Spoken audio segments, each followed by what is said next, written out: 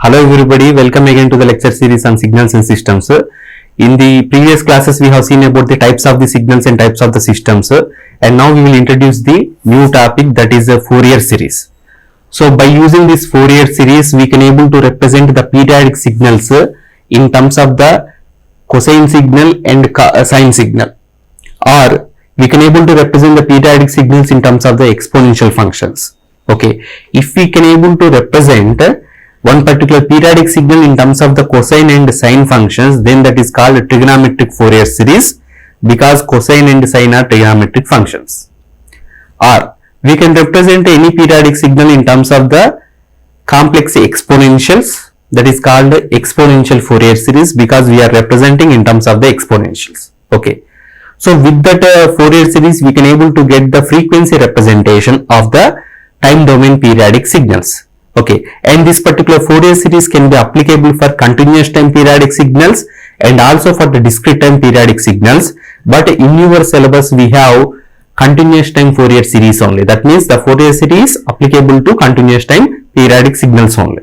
Okay, we will not go for the discrete Fourier series. Okay, and these are the learning outcomes of this particular lecture, and you will be known about orthogonal vector set, orthogonal signal set, and introduction to the Fourier series, trigonometric Fourier series we will do here. Okay, so first we will see what is orthogonal set. So generally there is a similarity in between vectors and signals. That's why first we will start with respect to vectors. So in order to represent any one particular physical quantity in the space, okay, I am telling that is a physical quantity. Generally physical quantities are of two types, scalars and vectors. Now you take vector concept. Okay, so in order to represent that particular physical quantity which is having both magnitude and direction, that type of physical quantities I am dealing now. Okay, so in order to represent that particular physical quantity in the space, how we will represent? We will represent like, for example, that particular physical quantity we are representing with the A bar.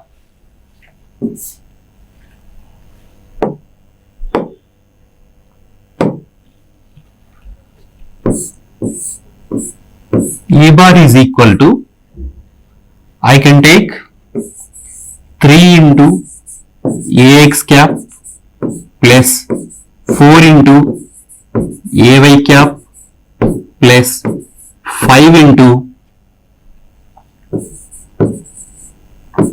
Az cap. Like this I have represented one vector. Otherwise in place of Ax cap, Ay cap and Az cap you can use I cap, J cap and K cap. What are these Ax cap, Ay cap, Az cap or Ijk? What are those things? In the sense, those are the unit vectors, okay, in the directions of x-axis, y-axis and z-axis respectively. What about these numbers? This 3, 4, 5. This 3, 4, 5 are representing the components of this particular vector A bar on x-axis, y-axis and z-axis respectively. These 3, 4, 5 are components, are projections. Okay, these are the projections of the vector A bar on x, y, z axis respectively. Okay, how much amount of projection is available of this particular A bar on the x axis is given by this 3. Okay, so we are writing the 3 as the coefficient for this particular Ax cap. The projection of A bar on y axis is 4, that we have represented as coefficient for Ay cap. The projection of A bar on z axis is 5, that we have represented as coefficient for Az cap. So in this way we can able to represent one vector in the space. Okay, so you will get some doubts. Why only 3 components we have taken? What is the necessity of taking only 3 components? Why can't we represent this particular vector as 2 components or 1 component or more than 3 components? Why only 3 components only we have taken? Okay, so in the space, okay, you try to imagine this one. Can you draw the 4th axis which is perpendicular to the 3 perpendicular axes? x, y, z. X axis is perpendicular to y and z, y axis is perpendicular to x and z, and z axis is perpendicular to x and y. All these things already we know. So this is x axis, this is y axis. Where is z axis? Z axis is coming towards you. From the out of the board, the z axis is coming. Okay. So we cannot able to represent that one because board is a two-dimensional thing. So I am going to represent the third axis that is actually coming out of the board like this. So in order to represent that one, I am taking like this. This is z axis. Okay. Board is nothing but xy plane, xy surface. Okay. And z is coming out of the board. In order to represent that one, just I have taken like this. But you need to visualize this particular z axis as the axis coming out of the board only like this. Okay, so now you see this one. Here only positive z axis, positive x axis, positive y axis I have given. So negative x axis is available like this. Negative y axis is available like this. The positive z axis is coming like this. So negative z axis is going into the board. Okay, going into the board. Now you imagine in such a way that can you draw the fourth axis which is perpendicular to any one of these three? It is not possible. That means these three axes are the unit vectors which are in the directions of x axis, y axis, z axis are complete set. That means I am talking about I, j, k, I cap, j cap and k cap. I am talking about these three. Or you can talk in terms of ax cap, ay cap, az cap. Okay, so we cannot able to take the fourth axis which is perpendicular to these three. That means we cannot able to take means already complete set is over. So these three are representing the complete set of the unit vectors in the directions of x axis, y axis, z axis. So if any vector is there in the space, that vector is having the projections on these three only. Okay, if the projection of one particular vector like a bar on z axis is 0, then you will not get this term. You will get only these two. That means the a bar is having the projections on x axis, that is 3, and also having the projection on the y axis, that is 4, and it is not having any projection on the z axis, so it will become 0 into az cap, that will become 0. Okay, so because these three are forming the complete set, we will say that in order to represent any one particular vector, this is a general notation. This is the general notation we will give. Okay, because only three perpendicular axes are available. Here three unit vectors are available in the directions of x axis, y axis, z axis respectively. So this is a standard notation of the vector. And already I said that there is a similarity in between the vectors and the signals. So in order to represent one signal in terms of the other signals, here you see I am telling ax cap, ay cap, az cap or I cap, j cap, k cap are the unit vectors. Those are also vectors only. And I said a bar is also the vector.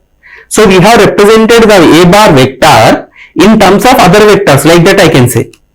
Okay, the vector a bar has been represented in terms of the other vectors like ax cap, ay cap, az cap or izk. Okay, so what we have done? The projection of a bar on x axis, how much is there, that we have calculated. The projection of a bar on y axis, that we have calculated, that is 4. And the projection of a bar on the z axis we have calculated, that is 5. That means those projections we need to calculate. Okay, it is about projections of the vector a bar on x axis, y axis, z axis. Okay, about those projections only we are talking here. Okay, so similarly one vector we need to take, one signal we have to take. This signal has to be represented in terms of the other signals. Here also one vector a bar has been represented in terms of the ax cap, ay cap, az cap. Like that, one signal we have to represent in terms of the other signals here. Okay, some standard summation of the other signals here. Here also summation we have taken. So here also summation I am taking. So I need to represent this particular signal in terms of the other signals as a summation of the other signals. Okay, but before that vector, what is there here? Coefficient. So like here also some coefficients will be available. Okay, so how to approach that one? But generally, why should we take these three only? Means already I said those three are forming the complete set. Complete, I am using the word orthogonal. Orthogonal means x is perpendicular to y and z, y is perpendicular to x and z, and z is perpendicular to x and y. So these three are forming the complete orthogonal set. So if you know the complete orthogonal set, then we can represent this particular vector in terms of those particular orthogonal complete set of vectors. Okay, so no other vector is perpendicular to these three. That's why the complete set is over. Like that, in order to represent this signal in terms of the other signals, whatever the other signals we are using here, these signals must be orthogonal to each other.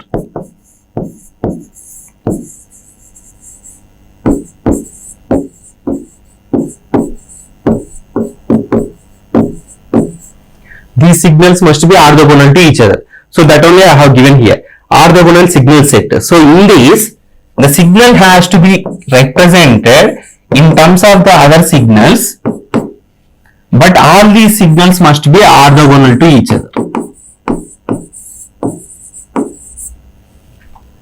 Okay. So like how we have represented one vector a bar like this, 3 into I cap plus 4 into j cap plus 5 into k cap, or 3 into ax cap plus 4 into ay cap plus 5 into az cap. Similarly, here one vector has to be represented in terms of the other way, one signal has to be represented in terms of the other signals. All those signals must be orthogonal to each other. Okay. So now, how to find the orthogonal complete set of the orthogonal signals? For that purpose, now we are going to see this trigonometric Fourier series. There is a condition.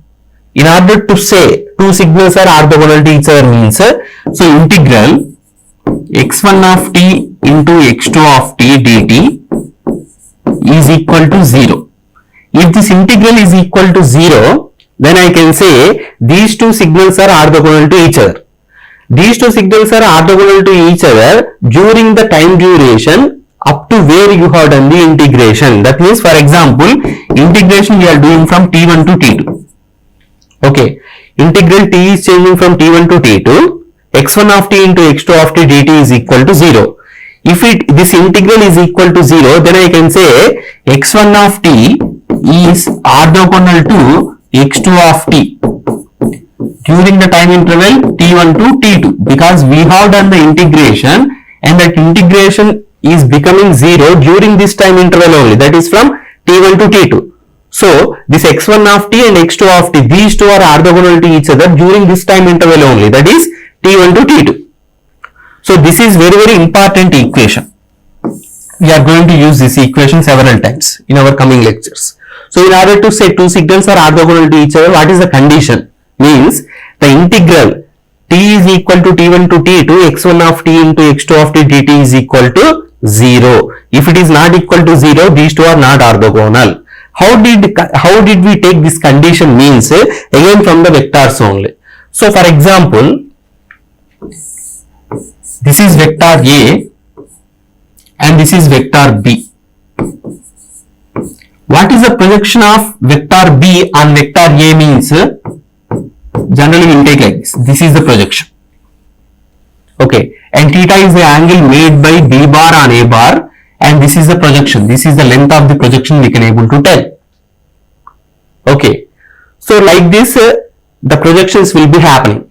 If this angle is increasing, okay, if this angle theta is increasing, then what will happen? B bar is like that only, the length of the B bar is like that only, but the angle between B bar and A bar we are increasing like this, and the length of B bar is also same. There is no change in the magnitude. Okay, now theta has been increased.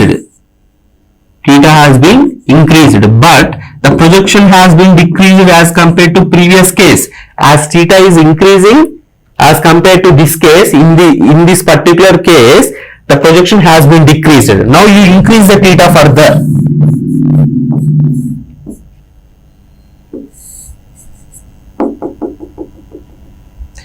If theta is approximately around 80 degrees now, this is beta, Length of the beta and length of the A are same. So now the projection of B bar on A bar is further reduced. Okay, very little amount of projection we got. If theta is becoming 90 degrees, if theta is becoming 90 degrees like this, then how much projection is there? Zero projection is there. Okay, that means here theta is equal to 90 degrees. It became 90 degrees. That means whenever 90 degrees is available in between A bar and B bar, the projection is equal to 0. That is the thing you have to remember. The projection is equal to 0 means, what is the meaning? These two are orthogonal to each other, or 90 degrees is there in between these two vectors. Okay, so what is the conclusion or what is the observation we have made from this analysis means, whenever two vectors are orthogonal to each other, the projection of one vector on the other vector is equal to 0. Like that. There is a equation for component of one vector on the other vector, that is C12. In this C12 equation, that means component means projection only.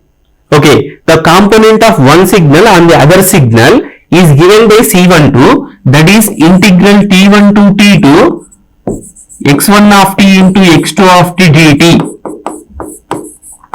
divided by something is there. But in the numerator of this C12 we have this particular equation. But already I know that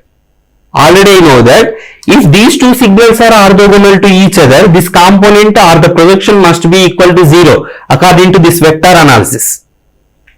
Okay, what did I understand from this vector analysis? By increasing the angle between A bar and B bar, if I keep on increasing the angle in between B bar and A bar, the projection of B bar on A bar has been decreased, and whenever the angle is equal to 90 degrees, the projection of B bar on A bar is becoming 0. That means orthogonal vectors are having the projections equal to 0. Similarly, orthogonal signals are also having the projections or the components are equal to zeros. So component is equal to 0. Already I am understanding that this x1 of t is orthogonal to x2 of t, so the component should be equal to 0. So whenever this equation, this component is equal to 0 means this equation you have to make equal to 0. So this numerator will become 0 by cross multiplying that one. So from that only we got this particular equation. Integral t is equal to t1 to t2 x1 of t into x2 of t dt is equal to 0. This equation you have to remember. And how did we get this equation means, and this is the reasons. These are the reasons for how did we get this particular equation. So finally, what is the conclusion? In order to say two signals x1 of t and x2 of t are orthogonal to each other, the integral t is changing from t1 to t2 x1 of t into x2 of t dt must be equal to 0. If this integral is 0, then I can say x1 of t is perpendicular to x2 of t during the time interval t1 to t2. This is the conclusion. Okay.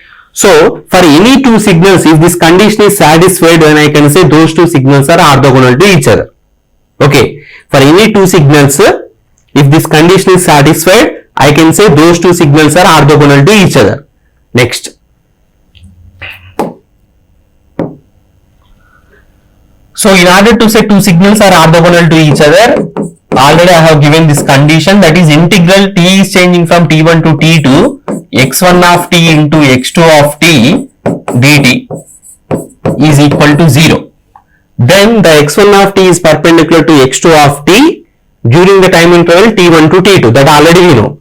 And previously I said that the vector A bar we have taken like this: 3 into I cap plus 4 into j cap plus 5 into k cap, where 3, 4, 5 are the components of A bar on x-axis, y-axis, z-axis respectively, and I is perpendicular to j and j is perpendicular to k. K is perpendicular to I. Like this it is possible. So here x-axis is perpendicular to y-axis, y is perpendicular to z-axis. So complete set has been created. Like that, now we are going to search for, in signals we are going to search for the complete orthogonal set. If you can able to identify what is a complete orthogonal set, by using that particular complete orthogonal set we can represent any signal in terms of that particular orthogonal set. The Fourier series can be applicable for the periodic signals. Already in the beginning only I have told that one. So any periodic signal can be represented in terms of the orthogonal signal set. That orthogonal signal set we need to identify now. Okay, by using this particular condition. We know what is the condition for the orthogonality in between the two signals. That is, integral t is changing from t1 to t2, x1 of t, x2 of t dt is equal to 0. By using this equation, we need to identify what is the complete orthogonal set. Then by using that complete orthogonal set, we can able to represent any periodic signal. Okay, so now our intention is to get the complete orthogonal set. Okay, so we need to try with the, in case of trigonometric Fourier series, we need to try with cosine terms and sine terms. So first I will take like this. Cos of a plus b, first I will give the formula, it will be helpful for you. Cos of a plus b means cos a cos b minus sin a sin b. Cos of a minus b, cos a cos b plus sin a sin b. Sin of a plus b, sin a cos b plus cos a sin b. Next, sin of a minus b, sin a cos b minus cos a sin b.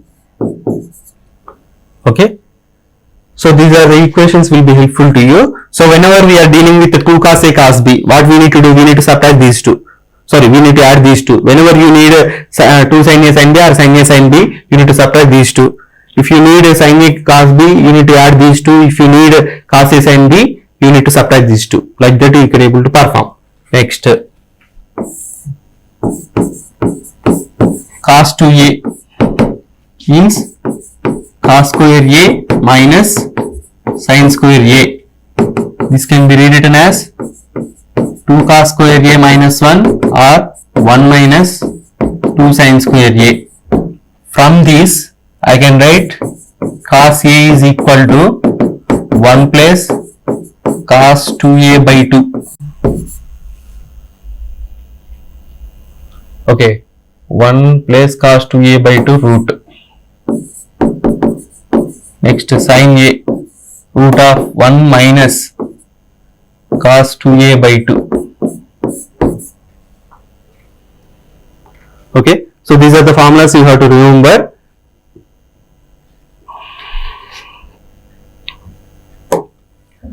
Now, so in case of trigonometric Fourier series, we need to do this particular analysis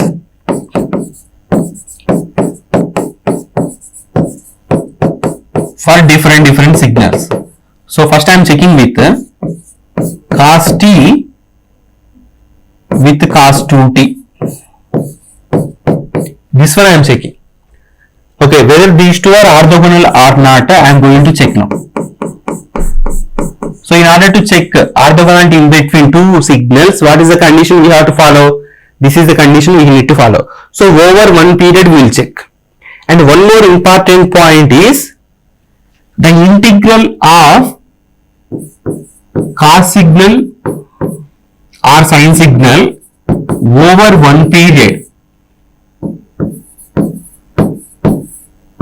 Over one period will be equal to 0. Why?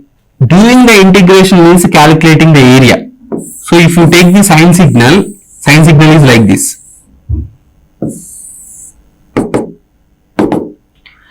Over one period we are doing the integration means calculating the area. So you can take any one period. So this entire period means this is half period, positive area is there, and next half period here negative area is there.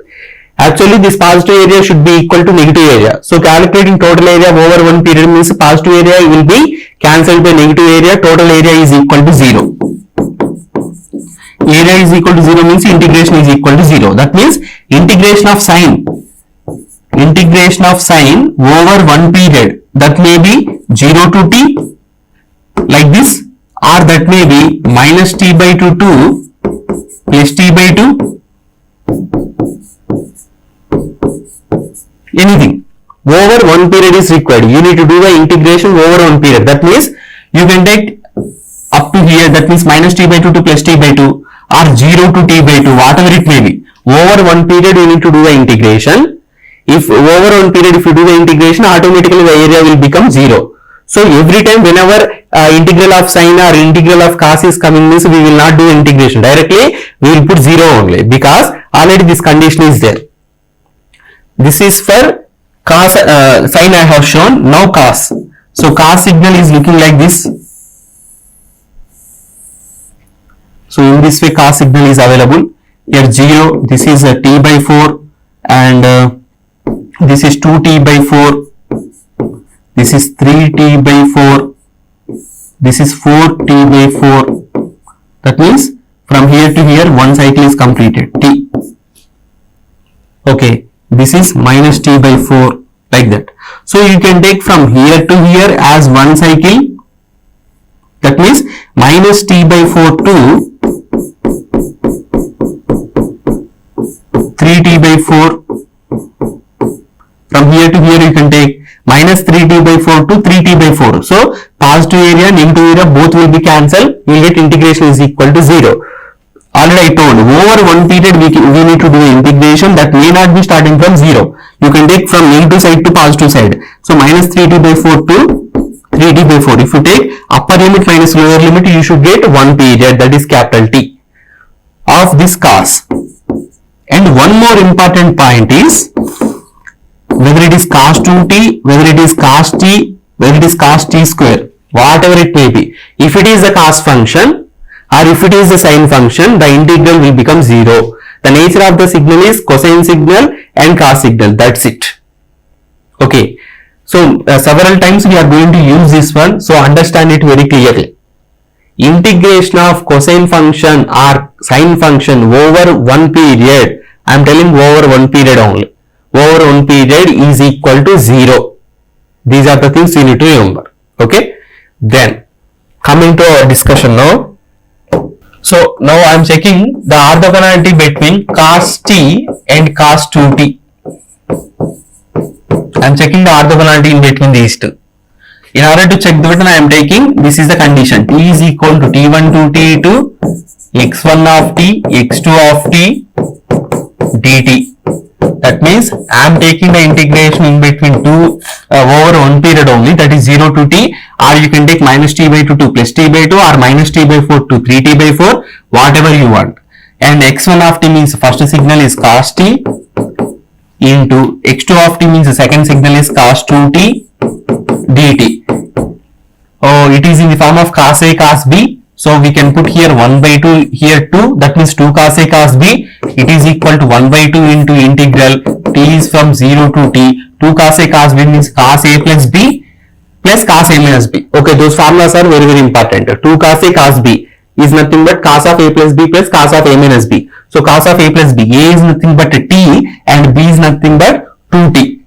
Okay, so here we need to write cos a plus b, that means t plus 2t, that is 3t plus cos a minus b, that means cos of t minus 2t, that means cos of minus t. Cos of minus t is also equal to cos t only, but sin of minus t is equal to minus sin t.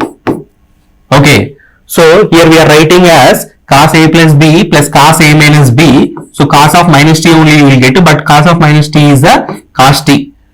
So into dt. Once again I am explaining this one. We are checking the orthogonality condition between the two signals, that is cos t and cos 2t. So x1 of t is nothing but cos t and x2 of t is nothing but cos 2t. So this is the integral we are taking. So integral t is changing from 0 to t. I have substituted x1 of t means cos t and x2 of t means cos 2t. Now it is in the form of cos a cos b. So I have taken here 1 by 2 and 2. Now it is 2 cos a cos b. 2 cos a cos b, where a is nothing but t and b is nothing but 2t. So it is in the form of 2 cos a cos b. 2 cos a cos b can be written as cos of a plus b plus cos of a minus b. So cos of t plus 2t, that is cos a plus b means cos 3t we got, plus cos of a minus b, cos of t minus 2t, cos of minus t, but cos of minus t is again cos t. Like this I have written. So from this, how did we get this one? It is in the form of 2 cos a cos b, that I have written as cos of a plus b plus cos of a minus b. This 1 by 2 as it is we have taken. Okay. Then integration can be done individually for these two terms. So integration of cos 3t dt plus integration of cos t dt. So that I am writing here 1 by 2 integral t is changing from 0 to t cos 3t dt plus 1 by 2 is also multiplied for this integral, t is changing from 0 to t cos t dt. Okay, already I said that whether it is cos t, cos 3t, cos 4t, cos 100t or whatever it may be, it is the cos function. It is cos function.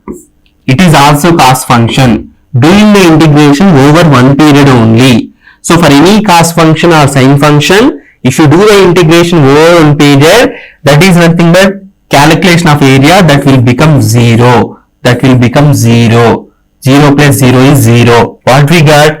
This condition we have satisfied. The orthogonality condition is satisfied for these two signals cos t and cos 2t. That means cos t is orthogonal to cos 2t. This one we have proved now. Okay, this is the thing. Cos t is orthogonal to cos 2t. Okay, next. Just now we have proved that cos t is orthogonal to cos 2t. Now I am going to check cos 2t whether it is orthogonal to cos 3t or not. This one I will check. Okay. So what is the orthogonality condition? Integral t is changing from 0 to t or t1 to t2.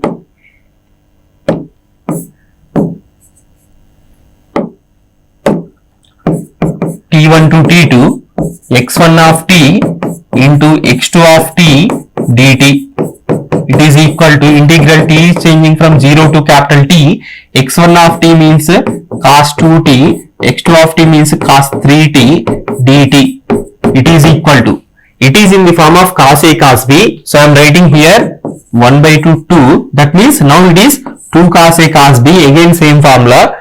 2 cos a cos b means we need to write cos a plus b plus cos a minus b. So it is equal to 1 by 2 as it is I have taken. Integral t is changing from 0 to capital T. So it is in the form of 2 cos a cos b, that can be written as cos of a plus b. Cos of 2t plus 3t, that is 5t. Cos of a plus b I have written now. Then cos of a minus b, that means cos of 2t minus 3t, that is cos of minus t, that is cos t. So for these two cos terms, now we need to do the integration individually. So integral cos phi t dt plus integral cos t dt. So cos function doing the integration over one period will give 0 plus 0, that is equal to 0. So now we have proved that this orthogonality condition has been satisfied for the two signals. Those are cos 2t and cos 3t. So these two are also orthogonal to each other. Now you can able to imagine one thing. Cos t is already orthogonal to cos 2t. Cos 2t is also orthogonal to cos 3t. That means cos t is also orthogonal to cos 3t. Okay. Then like that you can try for cos 3t and cos 4t. Those two will become orthogonal.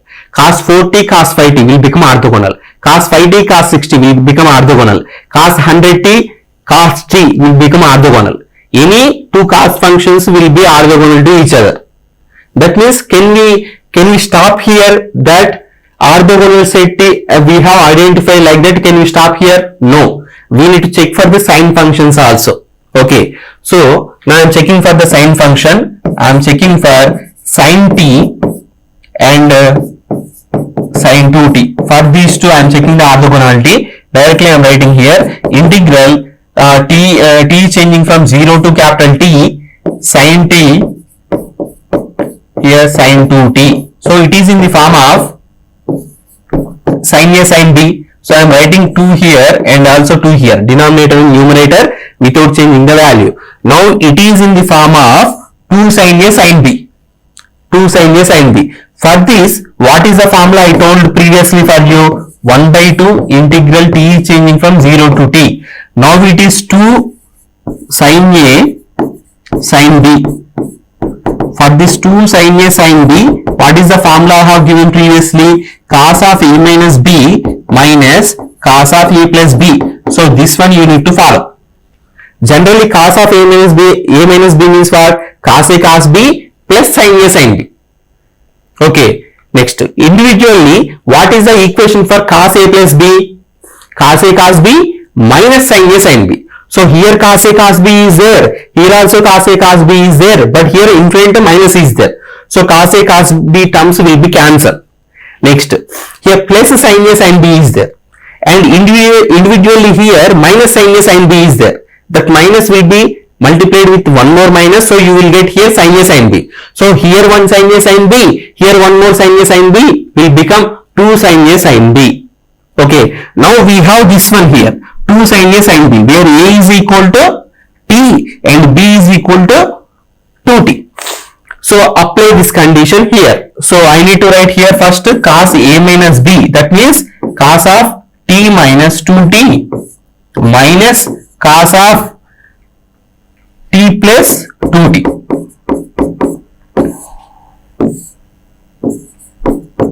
So it is equal to, it is cos of minus T we will get, already I told that cos of minus T is also equal to cos T only, that means it is cos T.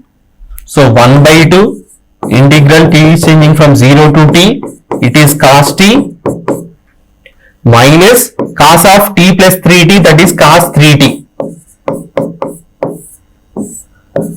So again integration of cos function minus integration of another cos function over one period. So it will become 0. It will also become 0. Totally it is equal to 0. So we have understood that this integral in between for the product sin t and sin 2t is equal to 0. That means sin t is orthogonal to sin 2t. Similarly, you can check for sin 2t is also orthogonal to sin 3t. Okay, sin 3t is also orthogonal to sin 4t.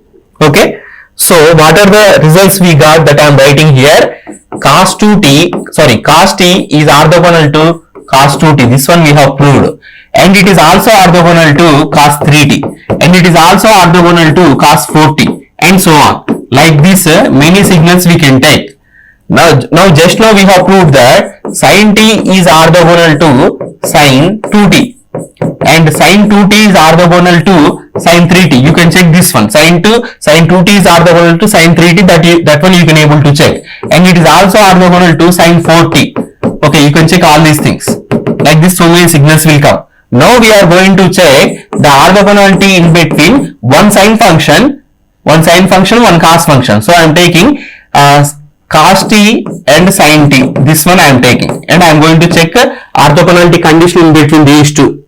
So integral t is from 0 to t cos t and sin t. What is the equation for the orthogonality? Integral t is equal to t1 to t2 x1 of t into x2 of t dt. So in place of x1 of t I have taken cos t, in place of x2 of t I have taken sin t. That means I am checking the orthogonality condition in between these two.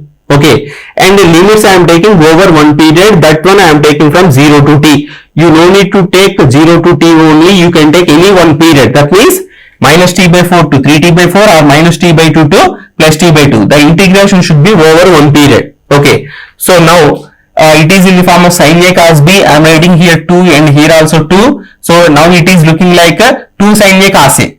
2 sin a cos a means already we know that sin 2a. Sin 2a means here t. 2t. Okay, sin 2t means 2 sin a, 2 sin t cos t. Like sin 2a means 2 sin a cos a. Here sin 2t is there, that is 2 sin t cos t. So already I have mentioned, for any cos signal or sin signal over one period total integration will become 0. So this integration is equal to 0. So orthogonality condition we have satisfied means here cos t is orthogonal to sin t. That means, you see now very carefully, all the cos functions are orthogonal to each other. All the sin functions are orthogonal to each other. Now we have understood that cos is also orthogonal to sin function, or sin is orthogonal to cos function. Now you can check any other two terms. That means cos 3t sin 2t or cos 3t sin 4t or sin 100t, whatever it may be. That means all the cos functions are orthogonal to each other, all the sin functions are orthogonal to each other, and all cosines are all the cos terms are orthogonal to all the sin terms also. So what is the complete set now? If you take only this one, it is not a complete set, because this cos t is also orthogonal to this set also, this particular entire set also. Cos 2t is also orthogonal to this entire particular set. Sin 3t is also orthogonal to cos 3t. So one complete set we have to take. How we have represented one vector like a bar as 3 I cap plus 4 j cap and plus 5 k cap. Why can't we represent only with these two? Means some information is missing here on the z-axis. Okay, on the z-axis the projection of a bar is available. If you don't take this one, if you stop by taking only the projection of a bar on x-axis as 3 and on y-axis as 4, you are missing the information, that is the projection of a bar on the z-axis, that is 5. So we have to take total information of a bar. That means we should take all the components, all the projections of the a bar and all the orthogonal set of vectors. Okay, or axis like x-axis, y-axis, z-axis. Similarly, in order to represent one periodic signal, we need to take total complete orthogonal set. If you take only cos terms, there may be the projections, there may be the components of that particular periodic signal with respect to the sin functions. Or if you take only sin functions, the projections are missing with respect to cos functions. So we need to take total orthogonal set. Now what is our orthogonal set? This cos terms and sin terms, those are the complete orthogonal set. Okay, so now you have understood what is the complete orthogonal set in case of signals. Okay, what is that one? That we will see. So now we can able to start the trigonometric Fourier series. Okay, this is actually the trigonometric Fourier series expression. How did we achieve this one? Now I am going to tell. Just now we have seen complete orthogonal set where we have understood that cos t is orthogonal to cos 2t, it is orthogonal to cos 3t, it is orthogonal, and so on. And this is also orthogonal to sin t, and sin t is orthogonal to sin 2t, and sin 2t is orthogonal to sin 3t, and so on. Like this, complete set is available. Okay, so in order to represent one signal, you need to take this entire complete set. How we have taken in order to represent one vector a bar in terms of the ijk, in terms of the projections of a bar on the x-axis, y-axis, z-axis, like 3 into I cap plus 4 into j cap plus 5 into k cap. Why we need to take all the three? Means without missing any information of a bar, without missing any projection of a bar on the three axis, we need to take completely. Like that, here also, in order to represent one periodic signal, we need to take all these terms. All these terms must be included. Okay, so for that purpose, for example, one f of t signal I am taking. This is a periodic signal. This signal has to be represented like this: a naught cos of 0 into omega naught into t. Why should I represent like this? Means here fundamental frequency is omega naught and it is multiplied with 0. That means frequency is 0, cos 0 is 1. 1 into some a naught, some coefficient we have taken. It is just like a number. That means it is related to DC term. Okay, so DC signals can also be taken as DC signal is also periodic signal. Plus now actual frequency, fundamental frequency we need to take. That means 1 into omega naught will come. So 1 into omega naught into t. So for this cos term and here this 1 is indicating here A1, this 0 is indicating here A0. Next, now cos 2 omega naught into t, cos 2 omega naught into t, to represent this multiple of 2 I am taking here A2. Similarly, cos, now 3 times of omega naught into t, this 3 is nothing but here A3. Like this we can able to represent up to infinity number of terms. Okay, so now cos functions are over. Now sin functions plus, similarly if I represent b naught sin of 0 into omega naught into t, so sin 0 is 0, 0 into b naught is 0. That's why you will not find b naught term in this one.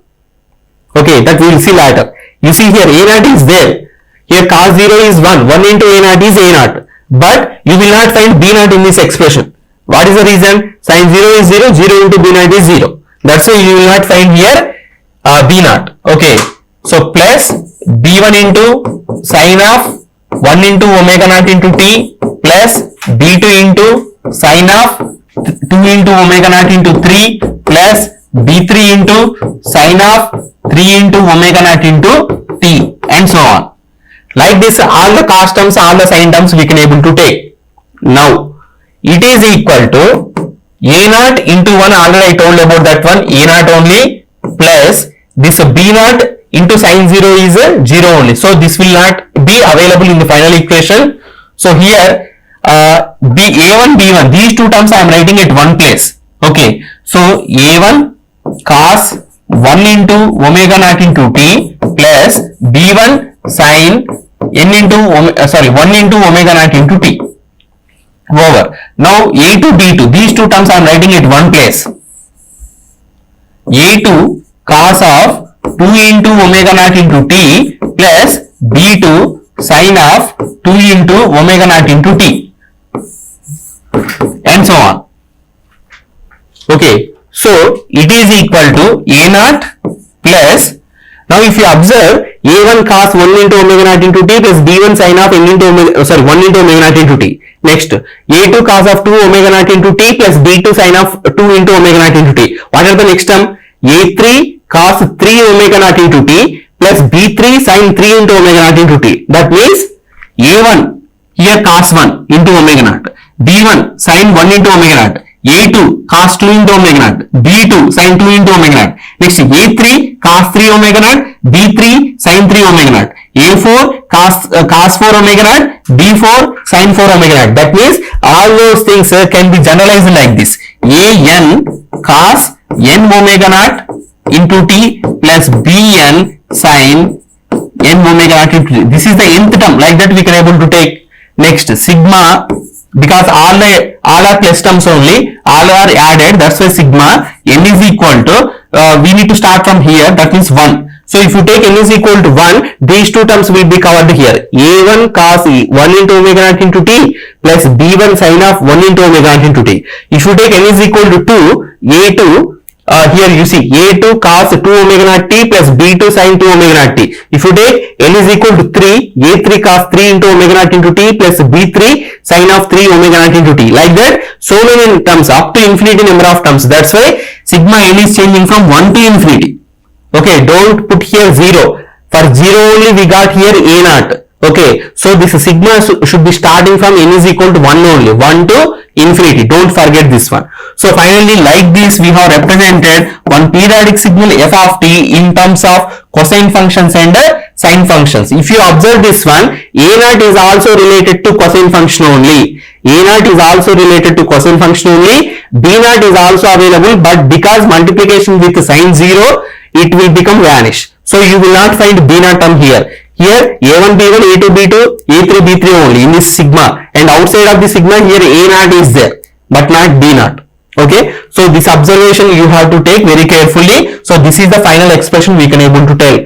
F of t is the periodic signal, that is equal to a naught plus sigma n is from 1 to infinity an cos of n omega naught t plus bn sin of n omega naught t. This is the trigonometric Fourier series, because we have represented the periodic signal f of t in terms of the trigonometric functions, cosine function and the sine function. Okay, now Here you are observing one periodic signal f of t. We know that what is periodic signal? If the signal x of t is equal to x of t plus capital T, where capital T is the fundamental time period, then we can tell that is nothing but periodic signal. That condition has to be satisfied for infinity amount of time. Then we can tell that is a periodic signal. Here also, this particular triangle is repeating forever, and this triangle is available for the duration 0 to 1 second with peak amplitude here 1 is there. So this triangle again and again it has been come. So it is a periodic signal. For this periodic signal we can represent the Fourier series. That means this entire graphical representation, entire triangle, this arbitrary is there actually. So this graphical representation we can able to write as the mathematical equation. The signal is equal to, we can write in terms of cos and sin. That is the beauty of the Fourier series. Cos is like this actually. All the cos terms are available like this. All the sin terms are available like this. But this signal is like this. But this signal we are writing in terms of the cos and sin. This signal we are writing in terms of the cos and sin. So this is approximately, we are approximating this entire signal in terms of the cosine and the sine functions. Now we will see how to do the problem, one problem. Okay, trigonometric Fourier series means this one. The question will be asked like this. The signal will be given to you and find the trigonometric Fourier series. Find trigonometric Fourier series for the signal f of t. Like this, the question will be given to you. Then what is the approach we need to follow? Okay, what is the procedure in order to do the problem, that we will see. So f of t is nothing but this one. Here a naught sigma n is changing from 1 to infinity a n cos n omega naught t plus b n sin of n omega naught t. How to do this one? What did I tell? We need to represent this signal f of t in terms of cosine and sine terms. That means we need to identify what is the a naught value available in this signal, what is a n, what is b n. This is our work. Okay, so we need to find a naught value, a n value, b n value. If you can able to identify, or if you can able to find the values of a naught, a n, b n, the problem is over. After finding these three, just we need to keep those three in this equation. Like for example, a naught is equal to 2. Okay, you got 2. So put here 2. 2 plus sigma n is from 1 to infinity. A n you got like n by pi. Put here n by pi. Cos of n omega naught t you need to write it. We are calculating only a naught, a n, b n.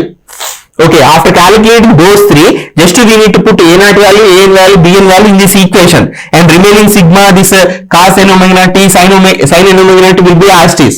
Only those three should be replaced here. Okay, then finally the equation will be available. For example, bn is equal to 0 and an is equal to 2 by pi we have calculated, n by pi we have calculated. Next a naught is equal to 2 ane vachindi. Okay, then f of t is equal to 2 plus sigma n is from 1 to infinity n by pi cos of n omega naught t plus 0 into sin of n omega naught t. So it will become 0. So this is the final expression. That's it. That is the trigonometric Fourier series for the f of t. But what is a naught, what is a n, what is b n? How to calculate those means? Now we are going to find equations for the a naught, a n, b n. What are these three? These three are trigonometric Fourier series coefficients. Okay, a naught, a n, b n. These are trigonometric Fourier series coefficients. So finding the coefficients is very important. If you know the coefficients, then only you can able to write the Fourier series. Okay. Now, before going to find all those coefficients, now another representation we have given from the trigonometric Fourier series only. So this one already we have taken. F of t is equal to a naught plus sigma n is from 1 to infinity a n cos of n omega naught t plus b n sin of n omega naught t. That is the trigonometric Fourier series. Now from this one, only in terms of cosine functions. Actually, it is involving cosine function and cosine function and sine function. But instead of representing in both terms like cosine and sine, we can represent only in terms of the cosine also. That is also possible. Okay. So how to get that one? That we will see. So if you observe these two, f of t is equal to a naught, f of t is equal to d naught. So here DC terms, here DC term, average term or mean, these three are same. So all these things are given by a naught only. A naught is nothing but DC. Okay. So already I have given about that one. And that is equal to d naught in this case. But what is dn? Dn is nothing but square root of an square plus bn square, and phi n is nothing but tan inverse of bn by an. So if you have an bn, it is easy to calculate dn and phi n. Okay, a naught is equal to d naught. So if you know an, bn, c, a naught, you can able to write this cosine representation also with these equations. But how did we get these equations? So dn is equal to, how can I write square root of an square plus bn square, and phi n is equal to how can I write tan inverse of bn by an, and how this equation has come. All these things we will see now. So generally we know, already we proved that cos functions are orthogonal to sine functions. So this coefficient is also orthogonal. So I am taking, this is the an value, this is the bn value. Why did I take like this only? Also I will tell. Okay. Then here what happened in between these two? In between these two, addition has been happened. So this is one vector, this is another vector. So by adding these two vectors, the resultant vector will come like this. This one already we know, that is the vector addition. That one I have given here. So this is an vector, or this is actually, these are coefficients. For the understanding purpose I am taking, this is one vector, this is another vector. By adding those two, this red vector we will get. Okay. So this red vector is nothing but dn. Okay, so how to get dn value? Actually, dn value can be obtained by taking parallel vector here, that is like this, that is bn here. So in between these two, 90 degrees is there. So if you take only magnitudes, this will become hypotenuse. So hypotenuse is equal to square root of two sides, square of this sum of this squares of the sides, that is an square plus bn square. Like that we got here. Dn is equal to square root of an square plus bn square. Next, with respect to this x-axis direction, this vector is moving in terms of the anti-clockwise direction. Sorry, clockwise direction. If anti-clockwise is there, that is positive angle.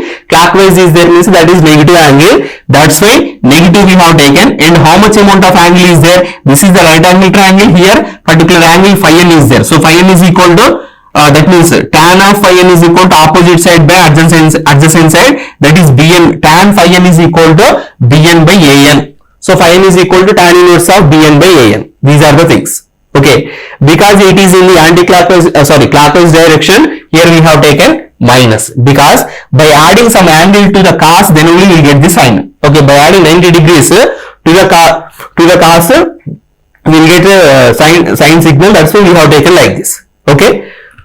So, and one more time I am telling. So one parallel vector we have taken here, that is bn, then it will become the right angle triangle. Okay, so this is the right angle 90 degrees. Opposite to that one, whatever the side is there, that is the hypotenuse.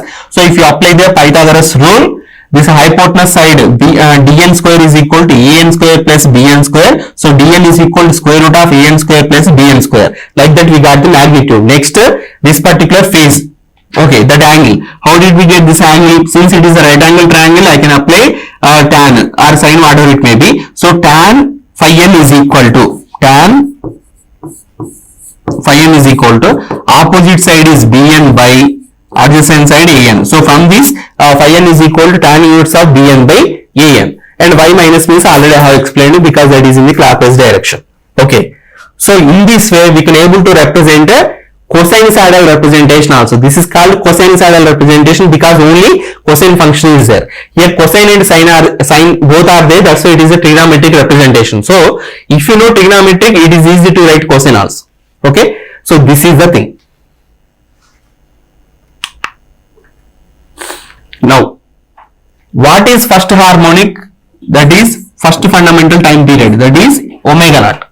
Okay. This omega naught, whenever here n is equal to 1, you will get omega naught terms only. That is a1 cos omega naught into t plus b1 sin omega naught into t. So only omega naught is there, then that is called first harmonic. Okay. Next, harmonics is nothing but we can able to take integer multiples of the fundamental period. So integer multiples of the fundamental period means n omega naught, where n is changing. Okay. N is equal to 1, 2, 3, 4, 5, like that it is changing. That's why we have given here. Okay, so fundamental frequency only multiplied with the integer, that is like here n. Okay, if you see n omega naught, n is changing, n is equal to 1, 2, 3, 4, 5, only integers we have to take. Next, a naught, an, bn. First I will give the formulas for a naught, an, bn. Next we will see the proofs. A naught is nothing but 1 by t integral t is changing from 0 to t, or you can take from minus t by 2 to plus t by 2, or you can take from minus t by 4 to 3t by 4, or any over one period. If you see upper limit minus lower limit, you will get capital T. Upper limit minus lower limit, you will get capital T. Upper limit minus lower limit, you will get capital T. So instead of representing like this, you need to remember the integration will be happened over one period. That thing you have to remember. Then you can able to do the problems easily. Okay. So in order to insist that one, I am taking here.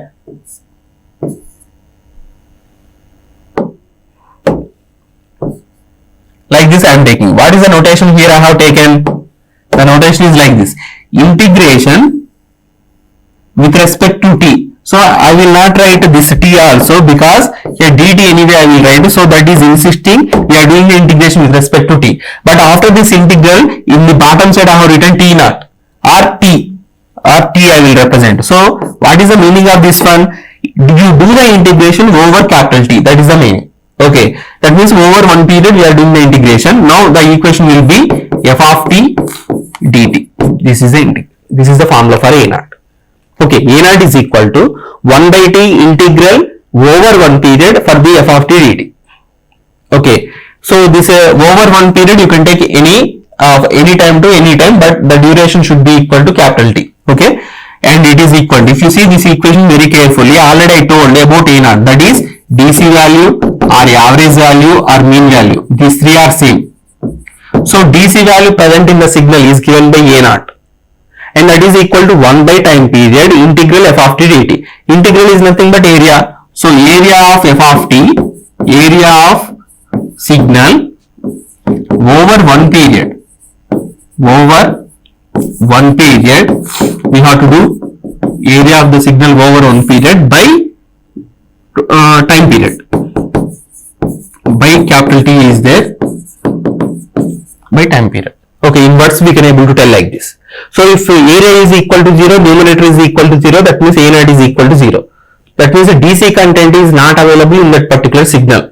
Okay, for whatever the signals are having the DC value is equal to 0, for all those signals a naught will become 0.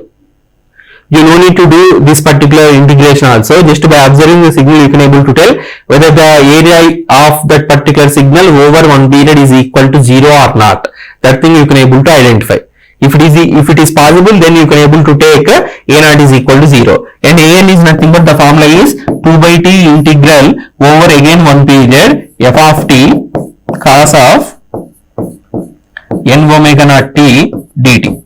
This is the formula for an. Next bn is nothing but 2 by t integral over one period f of t sin of n omega naught t dt. This is the formula for bn. So these three formulas are enough to represent one particular periodic signal in terms of the trigonometric Fourier series or cosinusoidal representation. Okay, a naught 1 by t integral f of t dt, integration should be over one period. An is equal to 2 by t integral f of t cos of n omega naught t dt, integration should be over one period. Bn is equal to 2 by t integral f of t sin of n omega naught t, integration should be over one period. Okay, so f of t will be given to you. Over one period we need to do the integration. That means over one period, what is the mathematical expression for the f of t that you need to find. So substitute that one, do the integration over one period, and multiply with 1 by t, you will get a naught value. Similarly, you can able to calculate an and bn values also. After calculating these three, you need to keep these three in these places. Okay.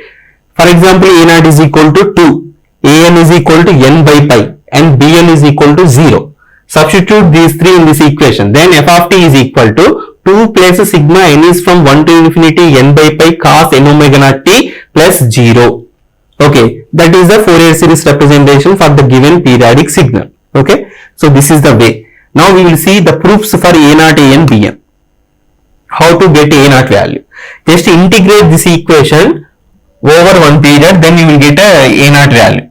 So I am doing the integration for this entire equation, left side, right side, over one period. So integral f of t dt, it is equal to a naught is constant, so we can write outside dt plus sigma also I am writing outside an integral cos n omega naught t dt plus dn integral sin n omega naught t dt. By seeing this equation, it is looking very big equation, but very simple equation, because we need to do the integration over one period, capital T, capital T, capital T, capital T. Already I have told that for sine function or cos function over one period, the integration will become 0, because this positive area is cancelled by negative area, this positive area is cancelled by negative area in sine function and cos function respectively. Okay, so over one period cos integration is equal to 0, over one period sine integration is also equal to 0. So up to here it is 0 only. So it is equal to a naught into integration dt, that means integration 1 with respect to t is small t, but we need to do the integration over one period. For example, that is from 0 to capital T. It is equal to a naught into upper limit minus lower limit, that is a naught into capital T. This side integration is there. So a naught is equal to, send that to t this side, then you will get 1 by t integral over one period f of t dt. This is the proof for the a naught value. Okay, previously in the previous slide I have shown the same equation for you. Okay, a naught is equal to 1 by t integral f of t over one period dt. So this is the proof for that one. What we have done for that, for this equation only we have done the integration over one period. With that only one step we got the equation for the a naught. Now we will see the proof for the an. What is the proof for this one means, first you multiply this entire equation with cos n omega naught. We need an. So you multiply with cos n omega naught. Okay, so multiplying this equation with cos n omega naught t, we will get like this. Left side and right side we need to multiply with cos n omega naught t. So left side f of t cos n omega naught t is equal to a naught cos n omega naught t plus sigma n is equal to 1 to infinity an. Already cos is there, again we are multiplying with cos, that will become cos square n omega naught t plus bn. Sin n omega naught t is there, sin n omega naught into t, we are multiplying with the cos n omega naught t. Okay, so sigma is available for these two terms.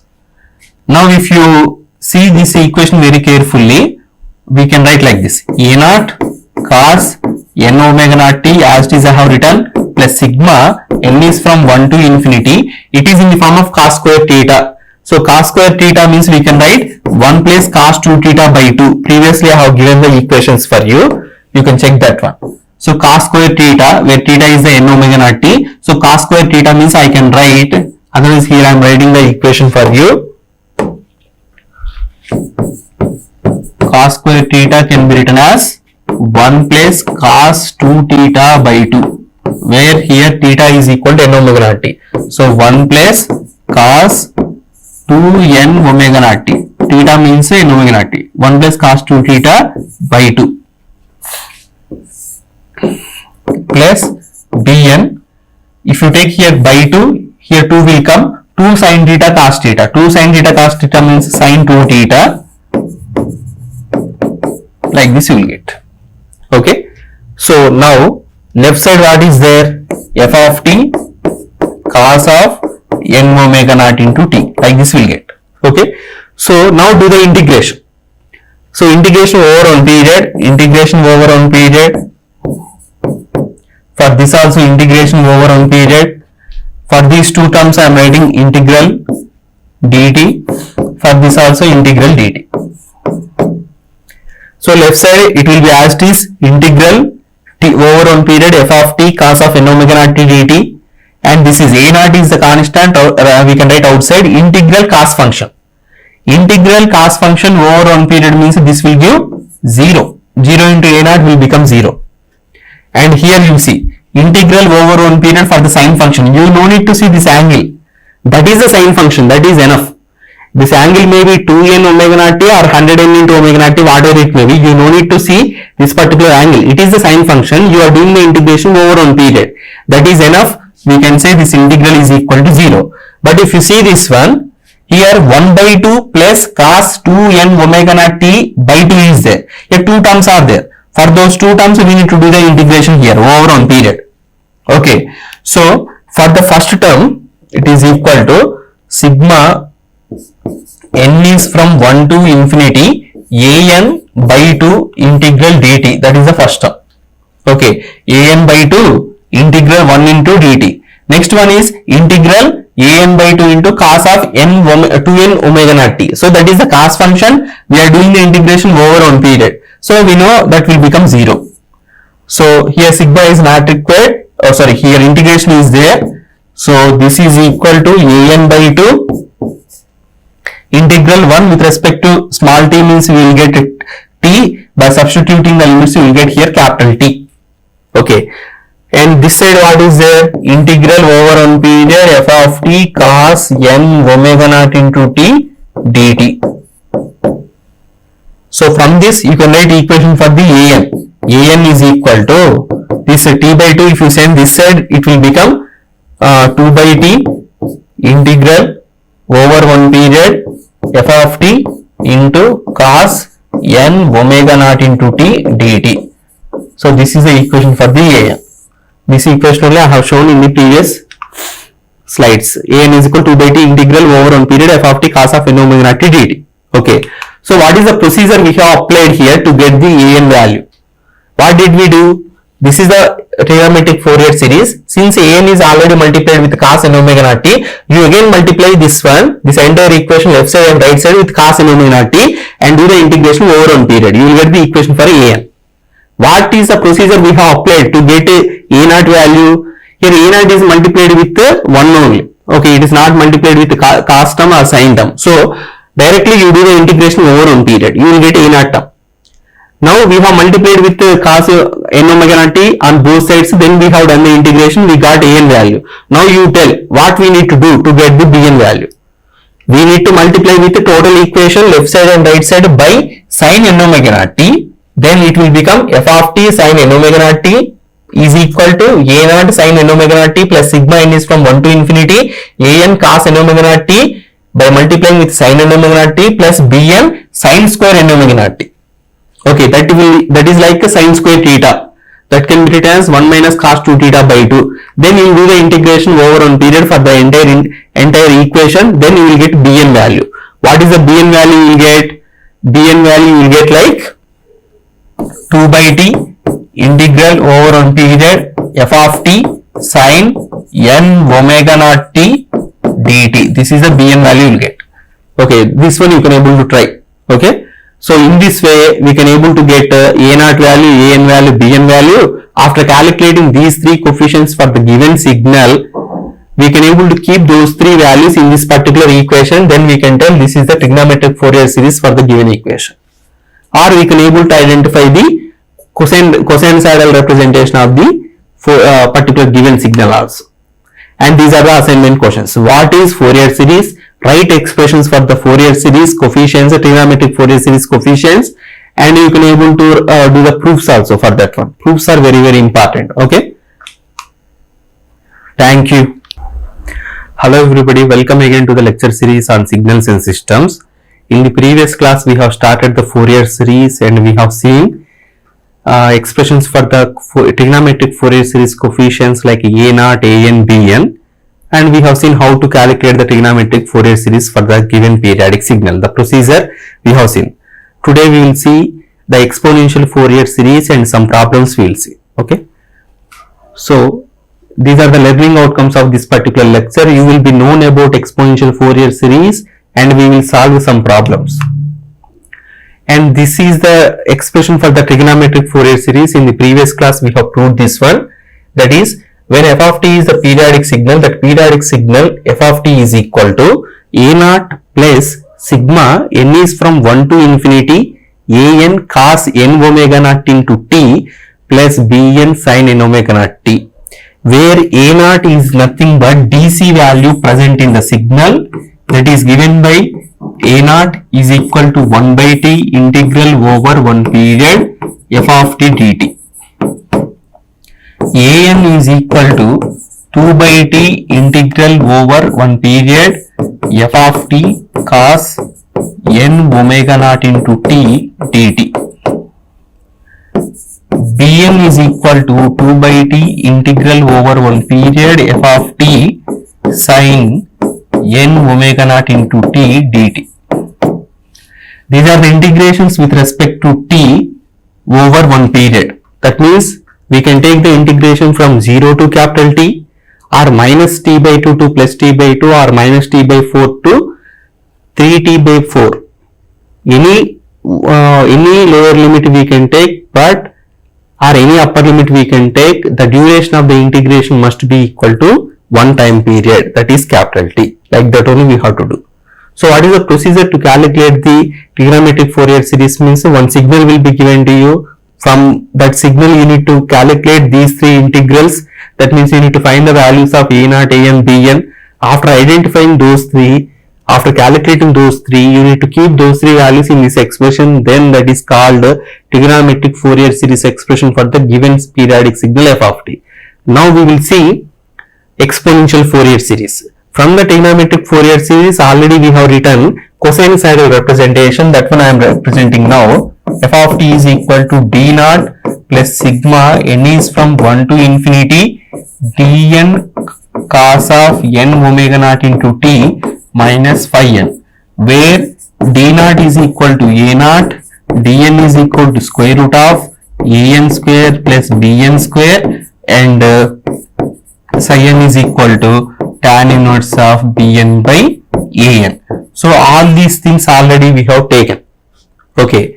Today what we will do means next Fourier series representation, that is exponential Fourier series representation. If you see this trigonometric Fourier series, we have represented the periodic signal f of t in terms of cosine and sine functions. If you see this cosine representation, only cosine terms are used for the representation of the f of t. But in the next one, that is exponential Fourier series, we will represent f of t in terms of exponentials.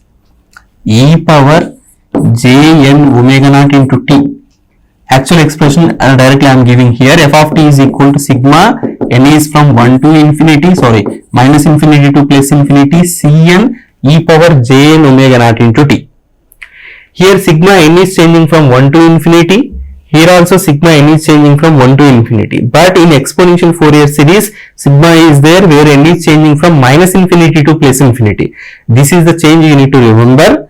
And in the first one, TFS, that is trigonometric Fourier series, a0, an, bn are the coefficients. In the second one, cosinusoidal representation, d0 and dn are the coefficients.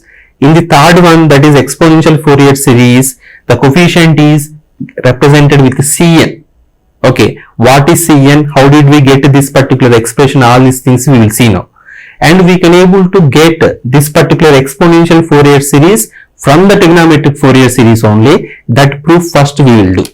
Okay. This is the trigonometric Fourier series expression again I have taken, and we know that cos theta is equal to e power j theta plus e power minus j theta by 2. Sin theta is equal to e power j theta minus e power minus j theta by 2j. These two things I am using here because simple reason, we are going to represent f of t in exponentials. But what is there here? Cos and sin are there. So we are writing cos in terms of exponentials and sin in terms of exponentials. So finally we will get everything in exponentials. So that only we are telling that f of t has been represented in terms of the exponentials. Over. Okay. So trigonometric Fourier series is going to be converted into the exponential Fourier series now. Okay. So by using these two, I am going to write this f of t is equal to a0 plus sigma n is from 1 to infinity an cos theta. Theta means here n omega naught into t. Cos theta can be written as e power j theta, that means j into n omega naught into t plus e power minus j theta, e power minus j n omega naught into t by 2.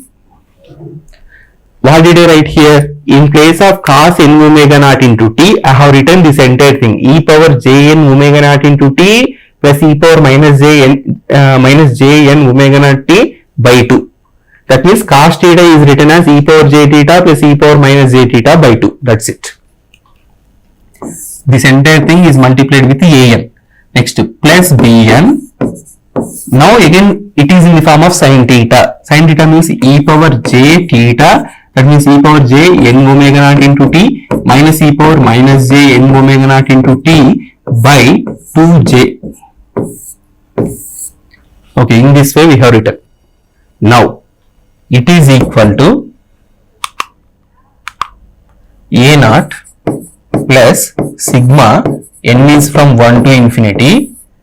Here e power plus j n omega naught into t is there, but here e power minus j n omega naught t is there.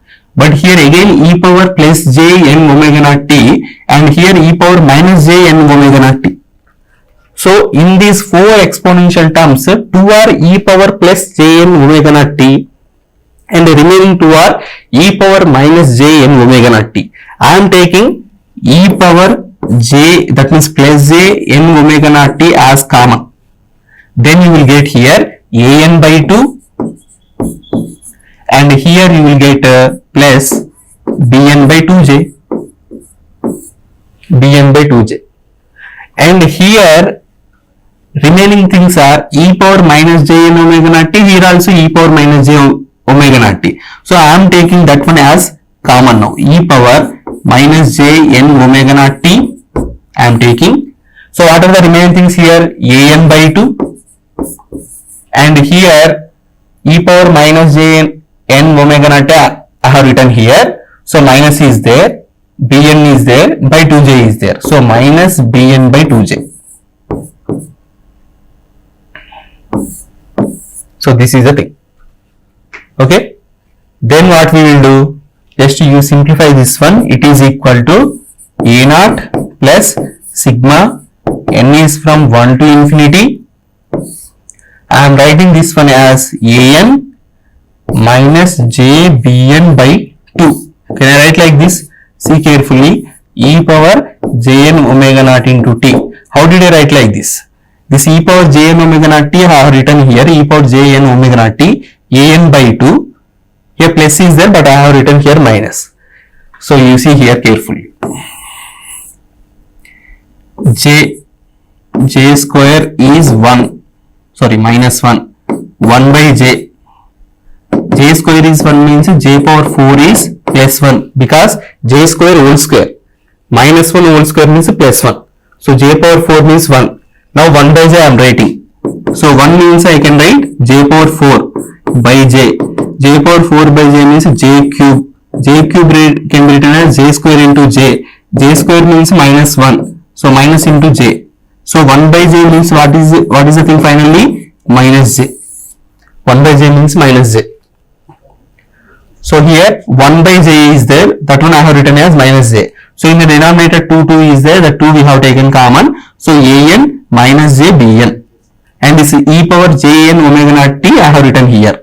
Next, this is also same. Here also 1 by j is there. 1 by j means minus j. Minus minus will be plus. So plus an plus j bn by 2 into, this is the remaining thing, e power minus j n omega naught into t.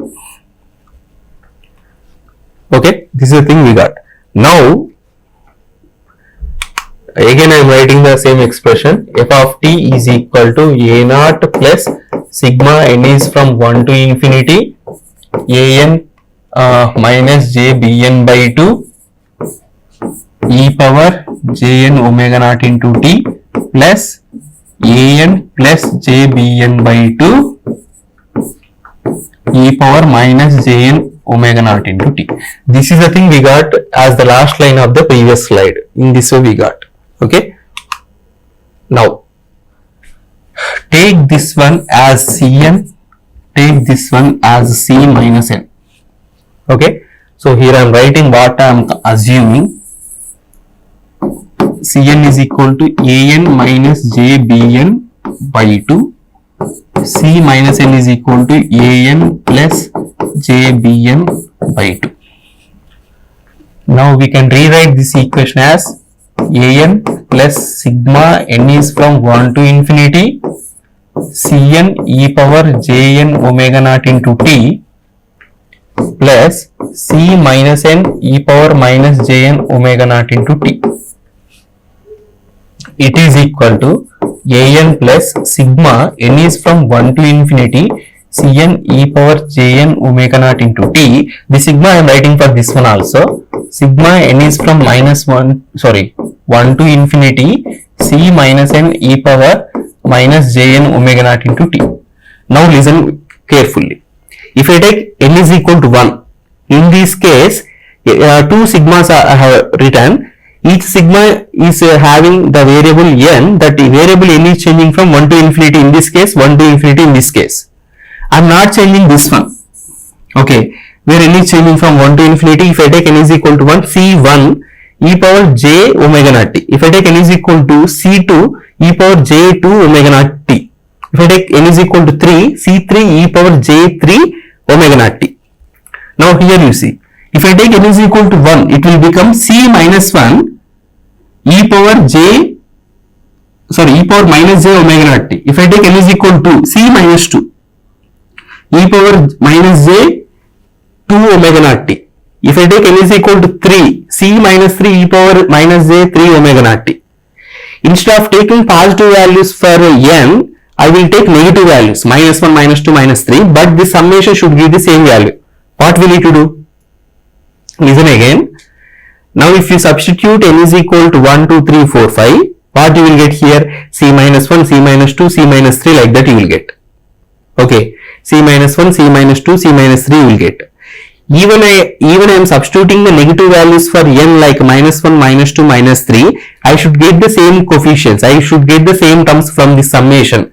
Means what I need to do means, I need to change here simple thing. If I make negative value for n, here also I need to make negative values for n. That means instead of writing this entire thing like this, I can write like this. Sigma n is from minus 1 to minus infinity. Instead of substituting all the positive integers, I am substituting all the negative integers. But I should get the same values from this one. That means, so I have made already n is negative here. That means c, instead of writing c minus n, I should write c plus n. E power j, here minus n is there, I am writing plus n. Like this. Now you see, n is equal to 1 you take. What you will get? C minus 1 e power minus j omega naught t. Here also you take sigma is, n is equal to minus 1. What you are getting? Again c minus 1 e power minus j and omega naught t. You take n is equal to c minus 2 e power minus j 2 omega naught t. Take n is equal to minus 2, c minus 2 e power minus j 2 omega naught t. Same values you will get. That means instead of this summation, I can write this summation. Instead of taking positive integers for n, I can take negative integers for n also, but I will get the same thing. No change in the summation, no change in the value. Okay, so my next equation is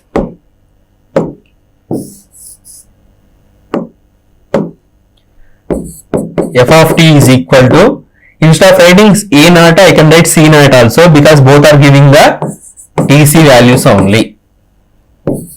C naught plus sigma n is from 1 to infinity Cn e power jn omega naught. In this one no change, but instead of writing this one, I am writing this one.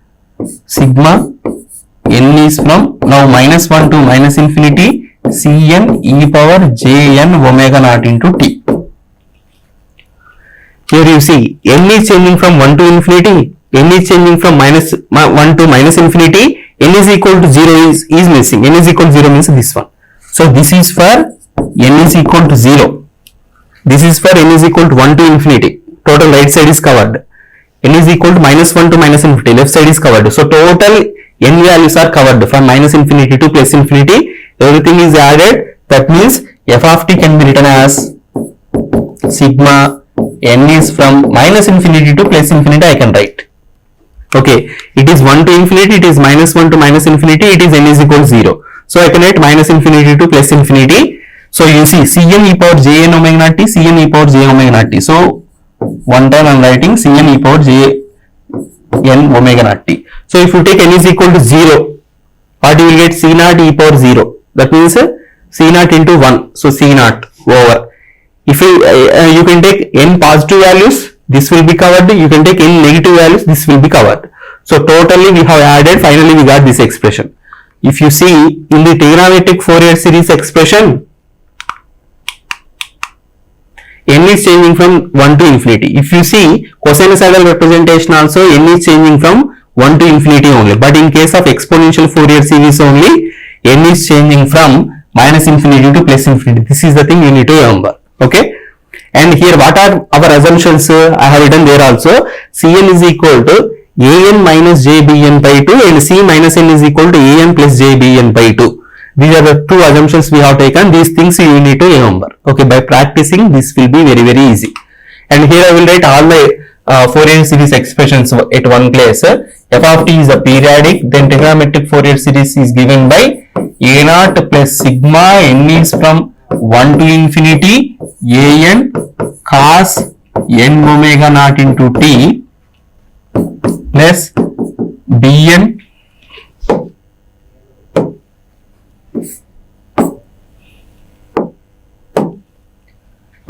plus bn sin n omega naught into t. Like this we can write. Next, cosinusoidal representation. F of t is equal to d naught plus sigma n is from 1 to infinity dm cos n omega naught into t minus phi n. Next, exponential Fourier series. F of t is equal to sigma n is from minus infinity to plus infinity cn e power jn omega naught into t. Okay, trigonometric Fourier series, cosinusoidal representation and exponential Fourier series. But for exponential Fourier series, what is cn? How to calculate that one? Now we will do that one. So integrate this entire, multiply this entire equation with e power minus jn omega naught t, because here e power plus j is there. We will multiply with the e power minus jn omega naught into t, that is equal to sigma n is from minus infinity to plus infinity cn. If you multiply this one with e power minus jn omega naught t, e power 0 you will get, that is 1 actually. Now integrate this equation. If you integrate over one period, what you will get? Cn I am writing outside, integration of dt, that is equal to cn into t, but over one period, that is equal to cn into t.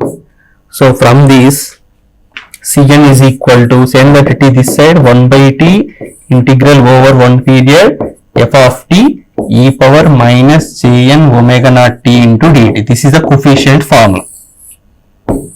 Okay. So you need to remember one thing. See, observe this expression. F of t exponential Fourier series is involving e power plus jn omega naught into t. It's a coefficient formula. Cn is involving e power minus jn omega naught t.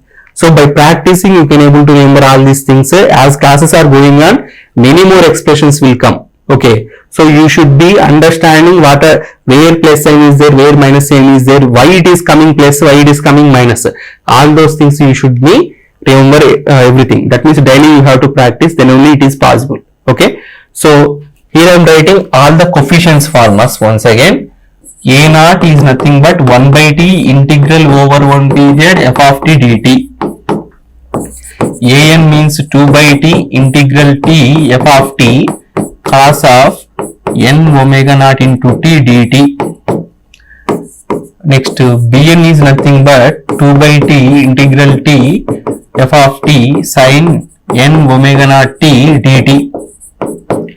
You know dn is nothing but square root of an square plus bn square, and phi n is equal to tan inverse of bn by an.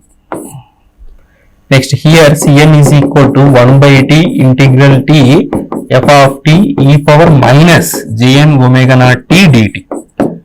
So all these formulas you have to remember. Now first problem. So here f of t signal is given. This is nothing but f of t signal. Now we are going to find the trigonometric Fourier series for this one. Okay. Find the Fourier series. First we will do trigonometric Fourier series. Or instead of doing the trigonometric Fourier series, one thing I will tell to you. Which one is easy? Okay.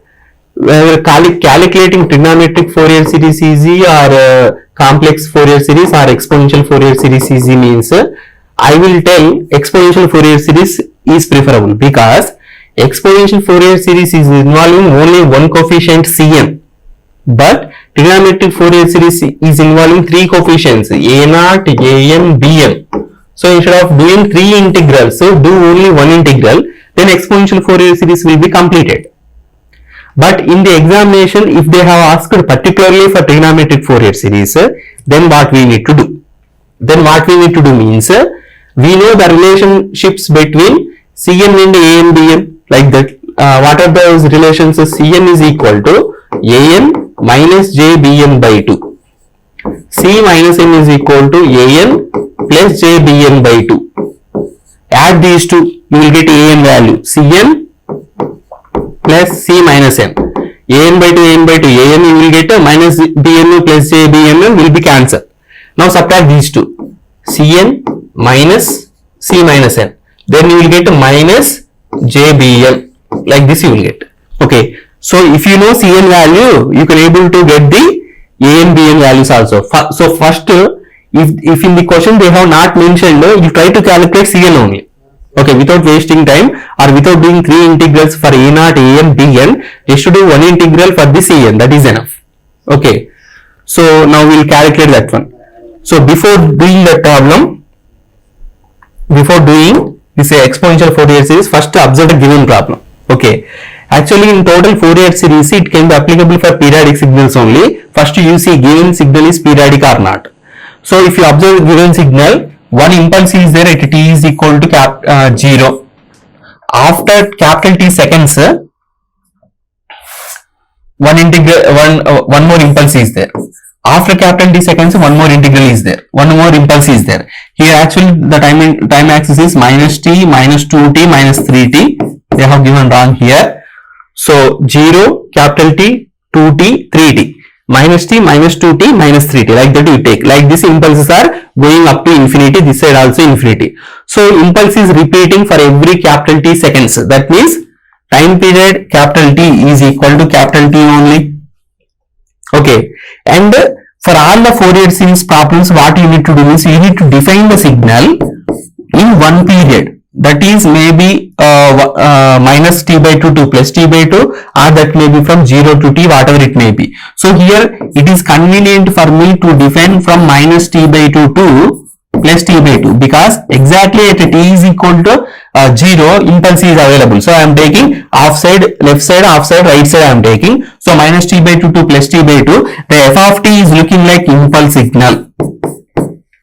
I am not telling f of t is equal to del of t. Del of t means only one impulse has to be available exactly at t is equal to 0. But here impulse train is there. Actually given signal is impulse train. This must be represented with del suffix capital T of t. What is the meaning of this one? It is not a single impulse. It is an impulse train signal.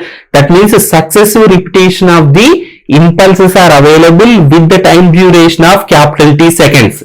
So you see one impulse, after t seconds one more impulse, after t seconds one more impulse, after t seconds one more impulse, after capital T seconds. Okay, so it is looking like a periodic signal with the time period capital T. Because it is a periodic signal, we can apply the Fourier series. That thing we need to remember. Okay, so f of t is equal to del of t. Is it correct actually? Actually f of t is equal to del t of t. But I am writing f of t is equal to del of t only for this time interval. Okay, only for this time interval. That is minus here 0 t. This is minus t.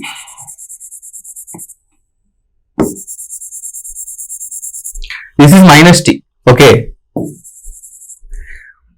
So from minus t by 2 to plus t by 2, only one impulse is there. So I can write like this. F of t is equal to del of t from minus t by 2 to plus t by 2. Okay, only for one period I have defined. So for remaining Fourier series problems also, you need to define the given signal like this. Okay, from minus t by 2 to plus t by 2, what is the nature of the given signal, that you need to observe. In some other problems, we may give like this also. The triangle signal will be given. For example, this is one period. how to write for this one the mathematical expression for example 0 to 2 to 4, like this is there. From 0 to 2 you need to identify the mathematical expression for this one. From 2 to 4 you need to identify the mathematical expression for this one, and you need to write like this. Okay, but in this case without writing any mathematical expression, it is just one impulse, so I have taken f of t is equal to del of t simply. Okay, so I need to do all these things. Then what I need to do, I need to find Cn value. Cn, what is the formula? Cn is equal to 1 by t integral over one period f of t e power minus jn omega naught into t dt.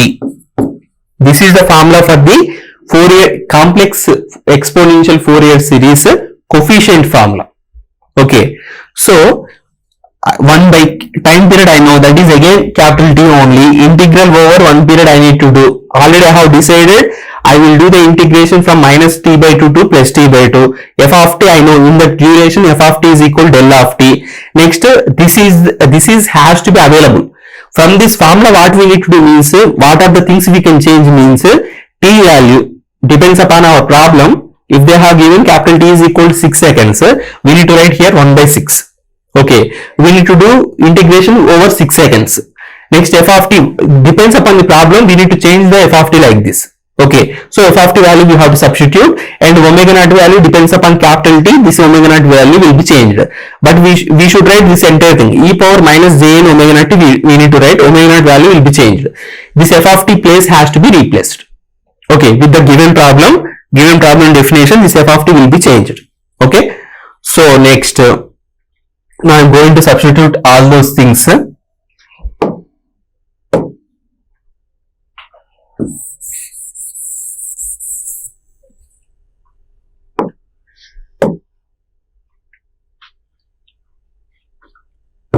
So Cn is equal to, so in our problem capital T is nothing but capital T only, integral. So I am doing the integration over the limits minus t by 2 to plus t by 2, and f of t is nothing but, in this duration the given signal is del of t signal e power minus jn omega naught t dt.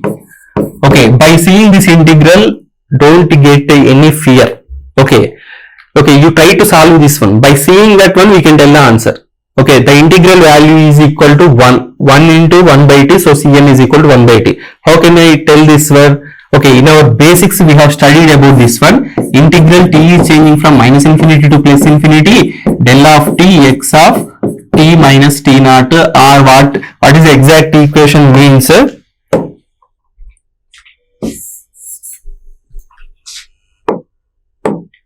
Integral t is changing from minus infinity to plus infinity, x of t del of t minus t naught, like this we have taken. What is the answer for this one? X of t naught is the answer. Okay, x of t is the general signal that is multiplied with the shifted version of the impulse signal. X of t into del of t minus t naught means already we know, that is x of t naught into del of t minus t naught. Okay, that equation also I will write here, x of t into del of t minus t naught. In the basics already we have studied this one. So answer will be x of t naught into del of t minus t naught. This product only, this one, x of t naught into del of t minus t naught. For that if you do the integration, x of t naught is not the signal, x of t naught is the value of the signal x of t at t is equal to t naught. So it is just like one number. So we can write this x of t naught outside the integral, and integral of del signal we know, area under the impulse signal is 1. So final answer is x of t naught into 1. So x of t naught is the answer. Now compare this one, this integral with this integral.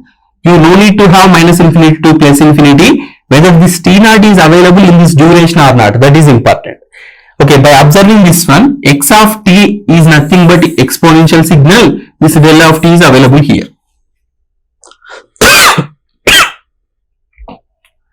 So x of t is nothing but e power minus j n omega naught t, del of t is available here. So by comparing these two, I can say t naught is equal to 0. Answer is x of t naught. That means in place of t, we need to write t naught. T naught is 0. So e power minus j n omega naught into 0. E power 0 is 1. So this entire integral value is 1 we will get. So Cn is equal to 1 by t into 1, that is equal to 1 by t. Is the problem over? No. Just we have calculated the exponential Fourier series coefficient. Coefficient is over, but series is not over. Okay. Then what we need to do? Actual exponential Fourier series is given by f of t is the signal that is equal to sigma n is from minus infinity to plus infinity Cn e power jn omega naught t. In the previous slide we have calculated Cn value as 1 by t. Cn is equal to 1 by t. So 1 by t into, we have to substitute that coefficient value and remain things same, e power jn omega naught t. So this is nothing but exponential Fourier series. 1 by t is constant only. It is not involving any n value. Here n is the variable. So here that is not involving any n value. So 1 by t is constant. By seeing the expression, you need to tell which is variable, which is constant. If any constants are there, we can write outside of the integration or outside of the summation. Okay. Here summation is involving n is the variable. N value is changing from minus infinity to plus infinity. So it is 1 by t is constant only. E power jn, here n is there. So this is a variable. So we can write 1 by t as outside sigma n is from minus infinity to plus infinity e power jn omega naught into t. This is a Fourier series Fourier series, exponential Fourier series for the given impulse train periodic signal. So one problem is over. Okay. So given signal is periodic signal, we can apply the exponential Fourier series.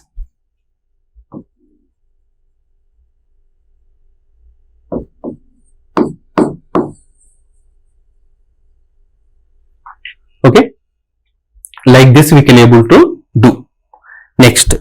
For example, I need a trigonometric Fourier series. How many integrations we have performed here? Only one integration. Okay. Cn formula integration we have done. Only one integration, exponential Fourier series is ready. Okay. Now, I want trigonometric Fourier series. What I need to do? Again, I need to calculate a0, an, bn. No need. Already we have the conversion formulas here. So we know what is Cn. Cn is equal to an minus j bn by 2 c minus n an plus j bn by 2. Here these are the formulas, but Cn is equal to, we have 1 by t. Okay, in this Cn no n term is there. So whether it is Cn or c minus n, both are equal. C1 1 by t, c minus 1 1 by t, because it is not depending on n value. For whatever the n value you take, that is coefficient will be equal to 1 by t only. That is the meaning of this one. Okay, whether it is Cn, C1 or C minus 1, C2 or C minus 2, C100 or C minus 100, everything is 1 by t only. That is not depending on n value. Okay, so now these are the conversion formula. Add Cn and c minus n. Left side I have added. Right side if you add an by 2 will become an minus j bn by 2 plus j bn by 2 will be cancelled. So an is equal to Cn plus c minus n. That is equal to Cn is 1 by t. C minus n is also 1 by t. That means an is equal to how much you got? 2 by t. But what is a0? a0 is nothing but c0 only. So c0 value, how will you calculate? Generally c0 value, from the formula we will calculate c0 is equal to 1 by t integral over t f of t dt. 1 by t integral t, in the one period f of t is equal to L of t. Integral means 1 into this is 1 by t. Okay, C0 is also 1 by t, because Cn itself is 1 by t. Whether you take n is equal to 0, 1, 2 or minus 1, minus 3, whatever it may be, you will get 1 by t only. So an is over, a0 is over. So here only I am writing a0 is equal to 1 by t. Next, bn will calculate. Subtract these two. So Cn minus c minus n is equal to an by 2 minus an by 2 will be cancelled, minus j bn by 2 minus j bn by 2 minus j bn.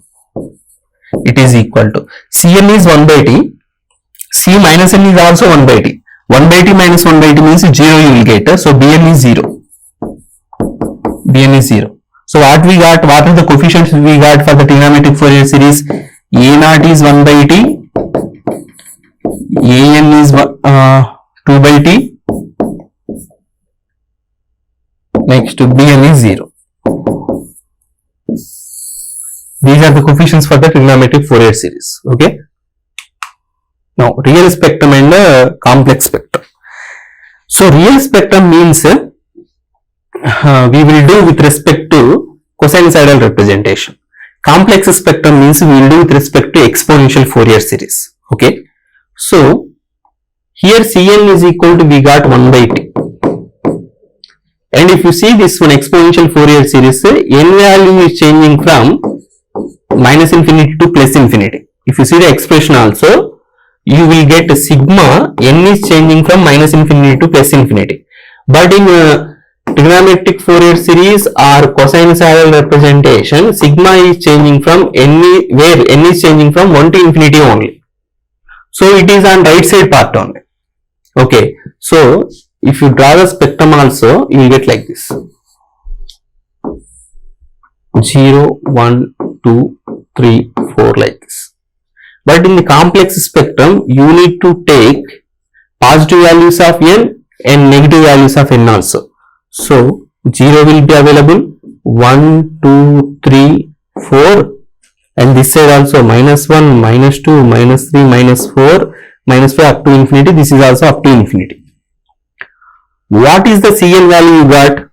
N is, whether you take n is equal to 0, 1, 2, 3, 4, 5, whatever you take, every coefficient is equal to 1 by t only. So impulse with 1 by t, a sample with 1 by t.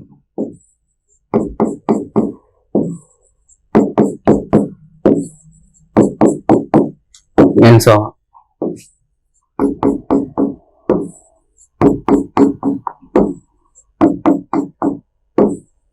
All are with 1 by t only, because Cn is not depending on n value. For any n value, answer is 1 by t only. So everything is 1 by t. And the n value should be negative and positive in the complex exponential. That means exponential Fourier series. Okay. Now coming to this one. In the cosinusoidal representation, we have represented like this: d0 plus sigma, n is changing from 1 to infinity. d0 is equal to a0, that is equal to c0, that is equal to 1 by t. So for example, n is equal to 0 means c0, d0, a0, that is 1 by t. Next we have to take here dn. dn cos of n omega naught t minus phi n. Okay. dn. What is dn? dn is equal to square root of an square plus bn square. So square root of an square means what? An, how much we got? 2 by t, I think. An is equal to 2 by t. So 2 by t whole square, bn value we got 0, so 2 by t we got. So dn value we got 2 by t. That means here dn should be changing with respect to n value. N is 1 to infinity. Only positive values. Left side there is no spectrum. Okay. So n is equal to 1, but it is 2 by t. So large impulse we have to take as compared to this one. It is 1 by t means it is 2 by t. Next, n is equal to 2, 3, 4, 5 and up to so on. All are having the 2 by t except expected n is equal to 0. Okay. So this is the thing. Real spectrum and complex spectrum, like this we have to draw. Okay. In the GATE examination, questions will be asked with these spectrums also. Okay, don't neglect all these things. You need to know how to draw real spectrum and how to draw complex spectrum also. If it is given, you need to tell what is the real spectrum, or if it is a real spectrum is given, you need to tell what is the complex spectrum. You see, C0 or A0 or D0, 3 are same. So 1 by t, 1 by t, 1 by t is there. But dn is involving square root of an square plus bn square. In this case, bn is 0. Okay, all these things you need to identify.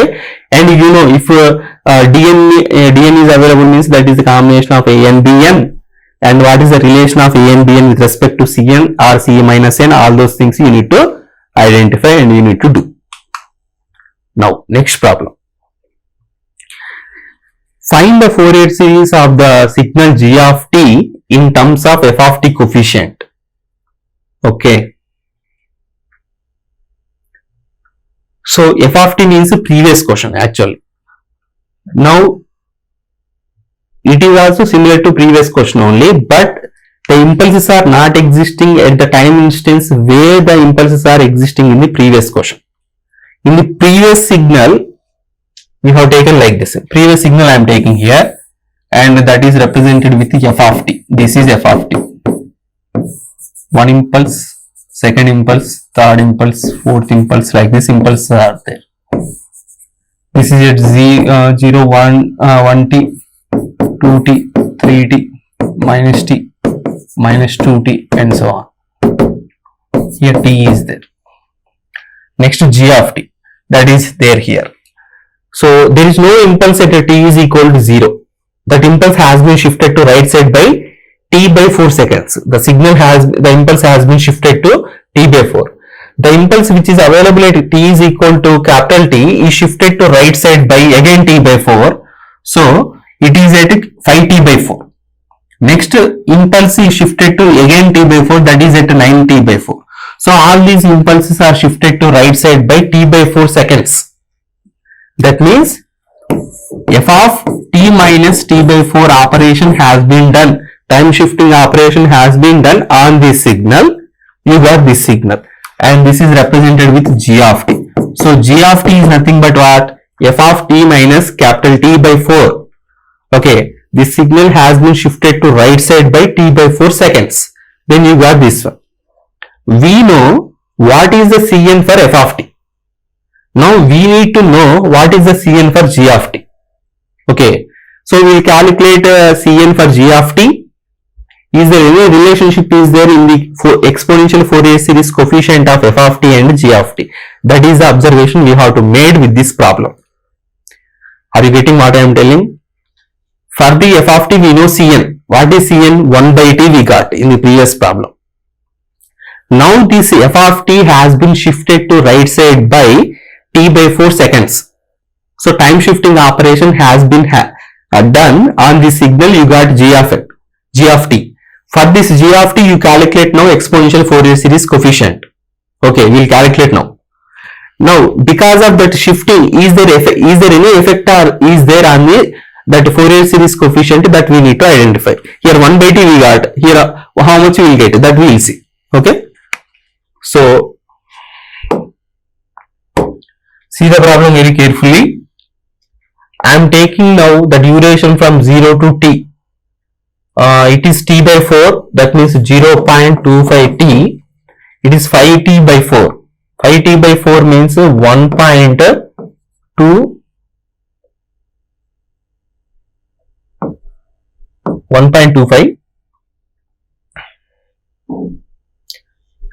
1.25 t. So I am taking from 0 to t. If I take from 0 to t, then this impulse will be covered.